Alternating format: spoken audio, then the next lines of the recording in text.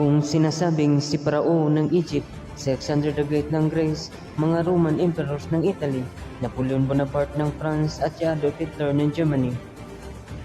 Binansagan silang mga matinding tao nga nabubuhay sa kasaysayan, kung saan paano sila namuno na walang katulad. Sa likod, sila pa rin ay tao, may hangganan din ang lahat. Sa kanilang pagpanaw, kasabay na rin naglaho ang kanilang imperyo.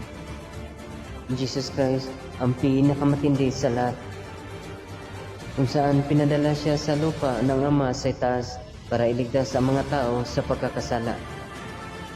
Ang pagsisimula ng bagong tipan ng Biblia at ang paglaganap ng Kristyanismo.